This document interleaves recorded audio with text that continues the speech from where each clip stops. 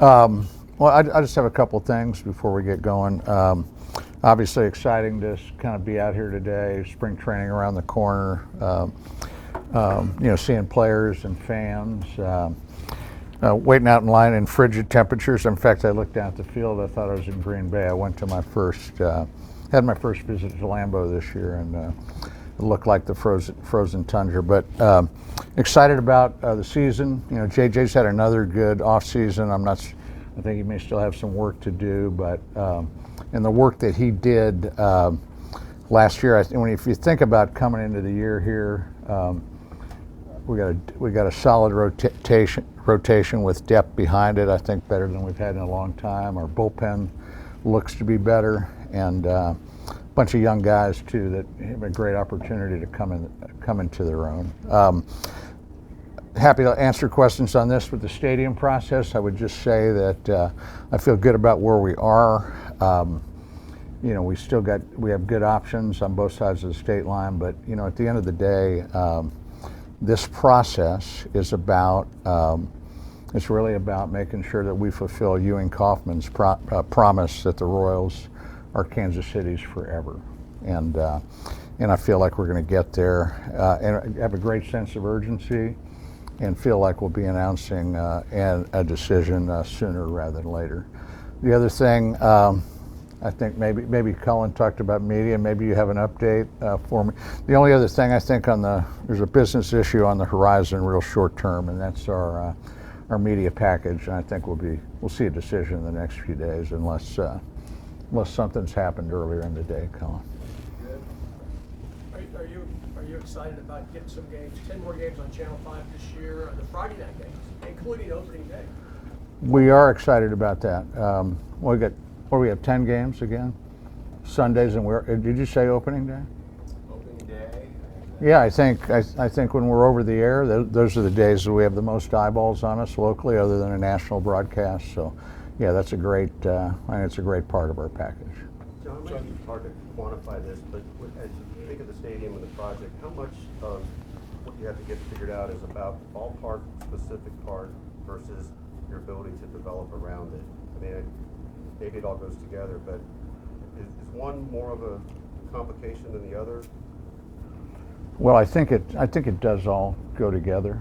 We are pursuing a site where we can put a ballpark and develop a mixed use project around it, and I think that's what makes baseball different. We've talked about this before, Bahe, right? It's the 81 nights, but it's also all that you can do around it 365 days a year, both in terms of energy and vibrancy and driving people to the site, and economic activity as well. I mean, it's really what differentiates baseball from really the other sports, in just the number of games and what you can do around it to create economic impact, and really much more than that, fabric and culture and pride and all those things that not just baseball, sports teams do for a city. But baseball, I feel it's different in a lot of ways. It's family entertainment, but it's also the heartbeat of the summer, right? It's every night. It's a time when people are slowing down, and when you go to a Chiefs game, I go myself, and you feel like you're going to war every night, right? But baseball is much more leisurely. I mean, it's a tough, hard-fought game on the field, but the process of tuning into an entire baseball season, to me, is something that has a different pace to it. And Mr. Sherman, I just wanted to clarify, you said still options are available on both sides of the state line. Right. And I know about the news with Kansas and the Inspirational campus, but when it comes Right. to Kansas, what are the processes there? We still need conversations there with another site maybe. Yeah, I mean, we made that decision to walk away from the Inspirational site as in terms of where we're going to put our baseball. But yeah, we still have opportunities on that side of the state line. Do you still consider Clay County in play at all? Clay County is in play. And then, do you envision just given the timeline, do you envision a possible scenario of playing here, of extending your lease beyond the 2030 season? I don't think that's always a fallback position. We have that option. We have those options, but I don't think that's not something that we intend to have happen. I think that would be, from my perspective, kind of kicking the can down the road relative to making sure we settle the Royals into the next generational home.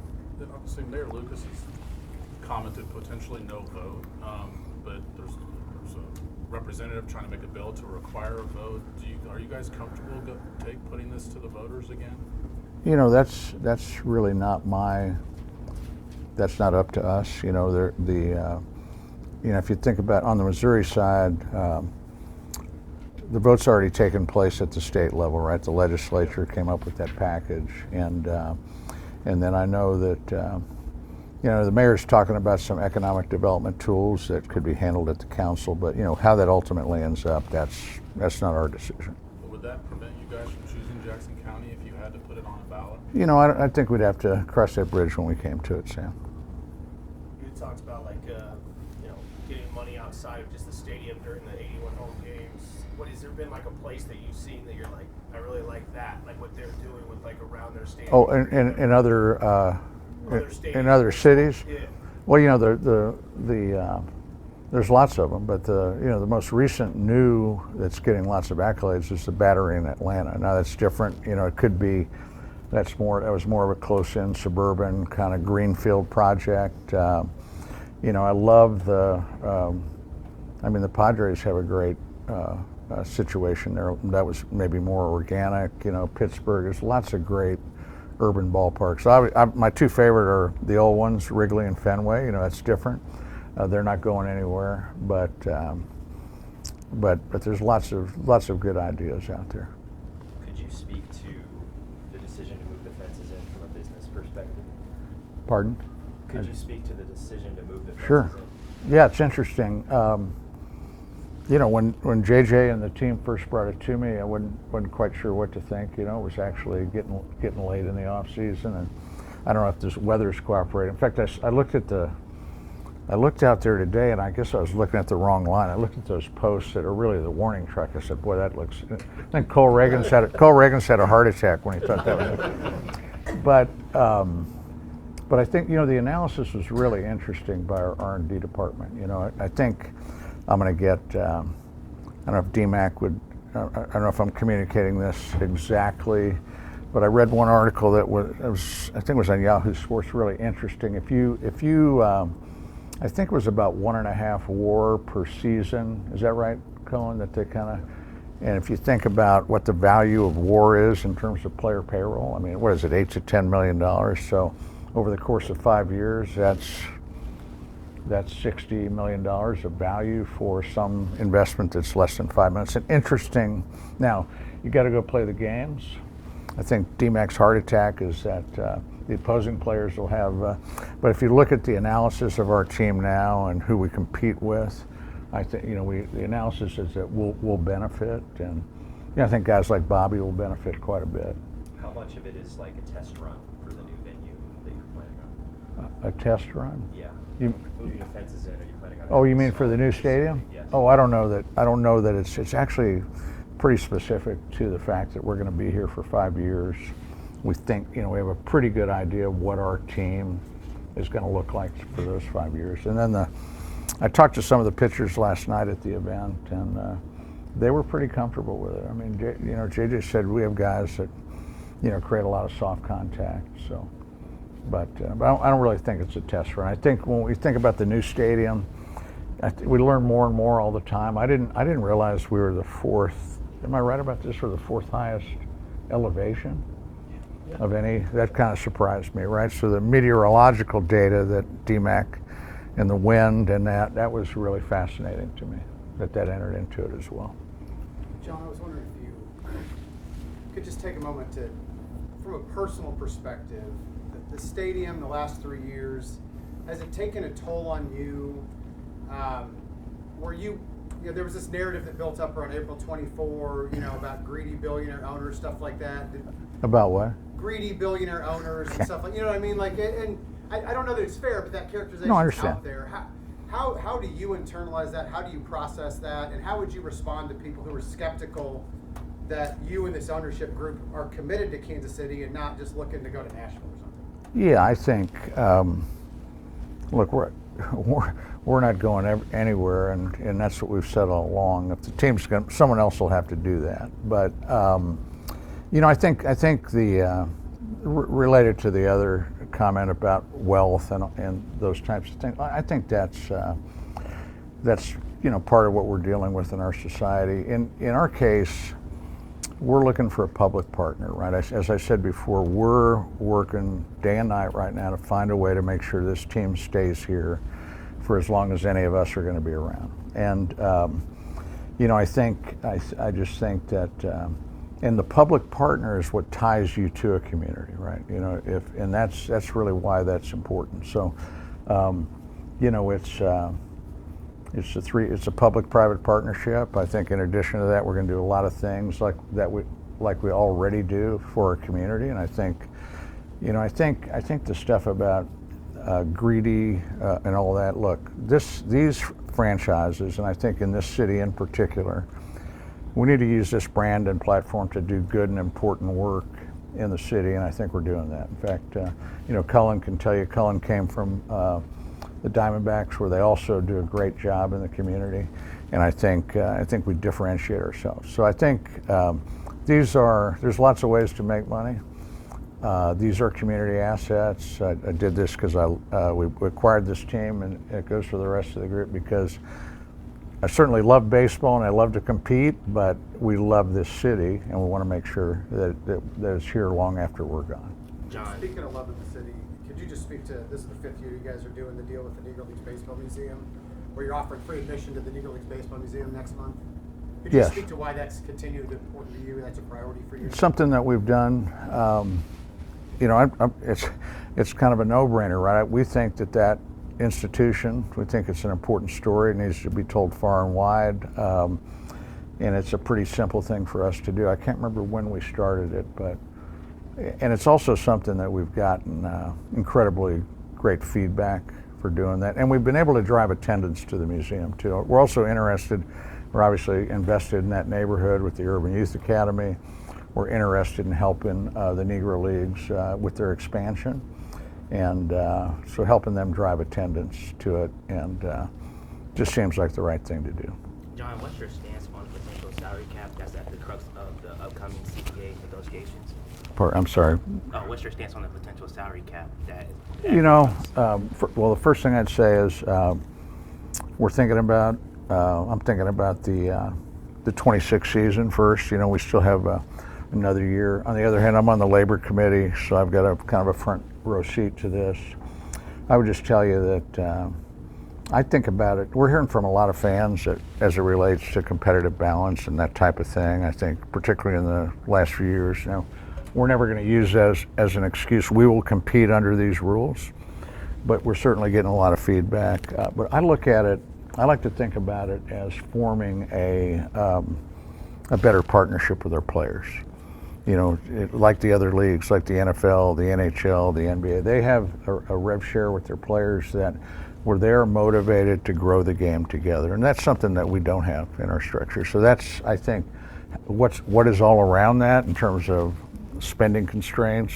I think that will come through the negotiations, but look forward to those discussions starting here, at some point during the 26th season.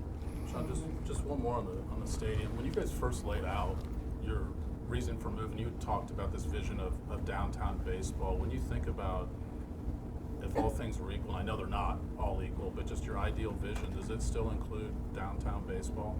Yeah, I think that you have to, just like in any business, right? You have to be willing to adapt and be flexible to achieve that ultimate goal that we talked about. But I think if you have your druthers, I would love to see us kind of in the heart of the city, in the cultural part of the city, where we can enhance maybe some things that are already going on and make it better. So that's probably a soft spot, but also have to be open to other ideas, right, to make sure that we accomplish that goal.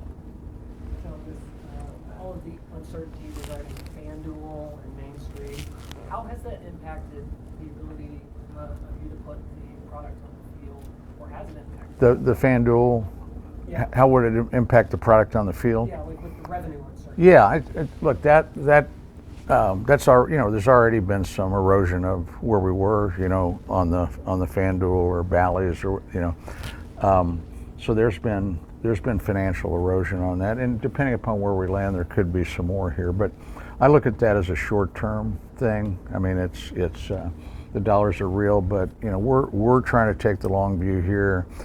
We're in a position where we got really good young players. We got to build around them, and so we're committed to competing and having payrolls at this level or better, and not really to absorb that in the short term.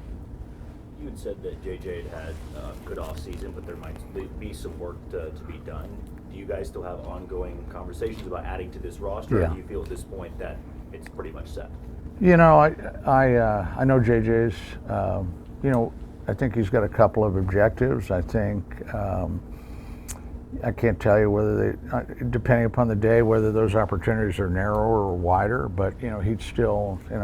You talked to him earlier today. I assume he told you if he could add another bat, I think he'd do it. We have a surplus of pitching talent, particularly starting pitching talent, that's valuable, particularly starting pitchers with years of control. I think JJ said that today. That's some of the most valuable talent that you can have. So I think we have some opportunity. By the same token, if this is where we are, the good news about that is that pitching talent will be deeper, and I think that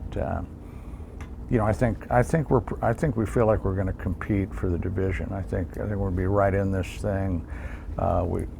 We had some regression last year, but we also think there's some areas that we think we're going to fix. I think you talked to Q today too. I think he's going to have some tools, but I can't predict whether he's done or not. But if the opportunity was there, I think we would still add to our team.